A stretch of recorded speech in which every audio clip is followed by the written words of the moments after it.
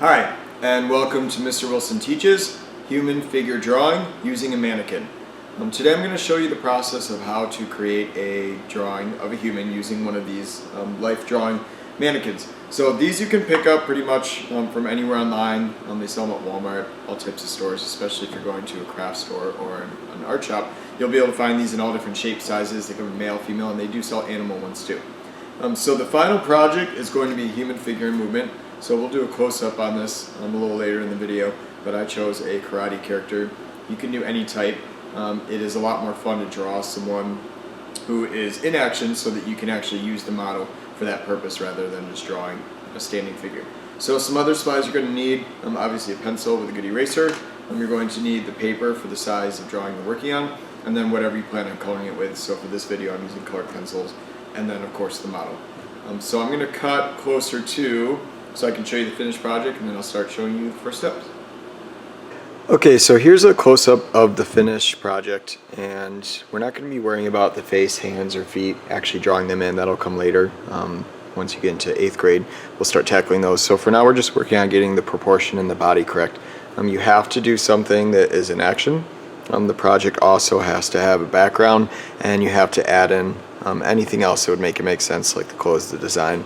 And as much perspective as you can get in it helps too. So in mine, I made the floor go backwards, so a really easy way to add perspective is just push that horizon line up, have those lines come out at an angle towards you, and then it instantly gives it that look. Also creating things like the shading here makes it look like it's moving forward, same thing with the shade behind there. So those are just little things which we'll talk about once we color. So this is what the finished one looks like. With your model, you're going to be picking a pose. Depending on your skill level, there's going to be some different options.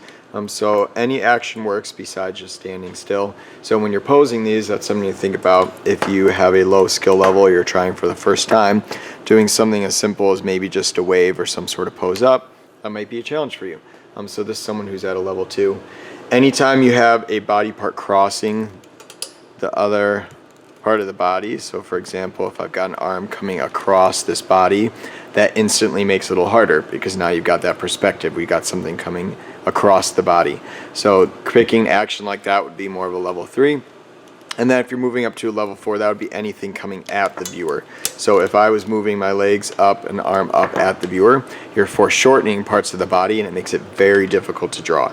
So this would be level 4 or higher level for high school. Also doing things at the side, so if you want to do a pose like that, simply changing the way that the mannequin is facing the viewer makes that a lot simpler. So you can already see those angles are a lot easier to draw than if you're drawing something like this. Also remember, drawing from life is a lot harder. There's a lot more angles to read, and that's something that's hard at your level for your eyes to handle, whereas taking a picture or seeing it here on camera, you already think it's going to be a lot easier because you can see those lines because it's now in a 2-dimensional format. So as you draw this, do not get struggled. It is very difficult to do when you have something in 3D, and that's why we practice things like still lifes and work for models. So the pose that I picked for mine is someone doing karate. So I'm going to have this arm come forward. This mannequin can only do so much, so if I wanted something to be further in, so if I wanted them touching their chest there, that physically is not capable with this mannequin, whereas a human could. Don't force it. If you force it onto there, it's a possible snap, so you can see that link there. You can tape it if it's close enough, but again, it's sometimes easier just when you go to draw that part, maybe just hold it in for a second and read that angle, and then draw it. Alright, so I've got my karate person dropping that way. We've got one leg kicking out, and he's slightly turned, and the other leg is in the back there for support. So he's turning, looking at the viewer, getting ready to make his move. So this is the pose that I'm going to be using. When I draw this, it's going to be difficult because the way this camera is set up, I'll have to have him facing me when I draw him on the paper, so you won't actually be able to see, so I'll keep turning him to show you all those different angles. So the next step after you pose the model is then to start the drawing. So I'll cut you over to that scene. Okay, for the actual fashion design part of this, you can choose whatever type of outfit you want. So mine was a karate gi. So that cuts down here. I'm going to put a belt on him about where the waistline is. And I know as you're watching this, you're probably thinking making it look a lot easier than it is. And just remember, I draw these a lot, so it might take you a little longer to fit on all these clothes. So that gi's going to come, and then it would get bigger once it comes to these. So I'm actually going to draw it 3D. You can see I added in the extra cuff there, so now it's going to look like it's fitting right over the clothes, or sorry, over the body.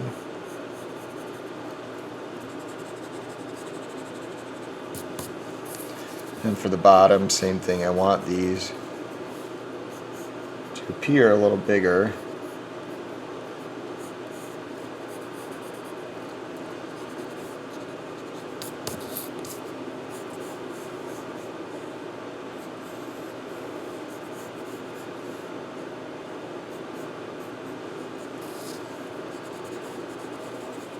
Just sort of erase out as you go. I'm also going to add a headband onto him. But even though we're not drawing in the facial features, adding something on the head or hair does make it look a little more normal, because it's going to appear like that head's too big, because normally we're used to seeing that hairline there. But by adding something on there, it does actually make it appear a little better. Okay, I've got the arms on here. I'm going to draw on the heel. Also going to add in some shoes.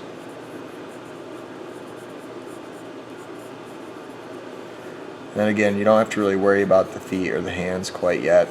As long as they're on there, no one will really notice them if you do a good job on everything else. And that's the drawing in of the clothes. So we just added in all those fashion elements. Now I'm going to add in the background. So I'll show you that in the next step. I'm going to be adding in the background now. There's lots of tools you can use for this, but honestly just getting a ruler out is probably your best bet at making sure that actually looks 3D by getting a straight horizon line in there. So this is where I'm putting in the floor.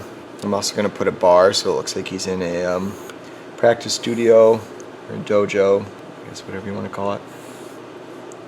So notice by putting it in the background, making sure that all of it seems like it's further back. So what's going to make this look 3D. I'm also going to add in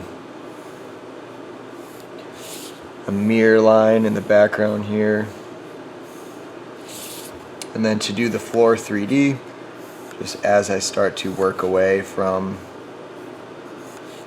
the center, start to have them curve out. So there is a method to do this precisely, and you can see that on my other YouTube video. Mr. Wilson teaches a one-point perspective, but for now I'm just eyeballing it for time's sake. And I'm going to add in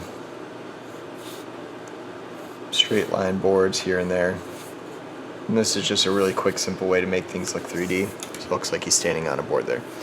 So that's the background. It really doesn't take long to add in.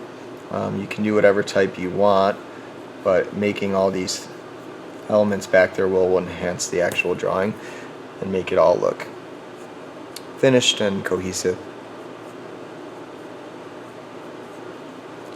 Alright, next step is going to be the coloring. We'll cut over to that, and I'm not actually going to color this whole thing, but I will show you a couple details on how to make it look realistic.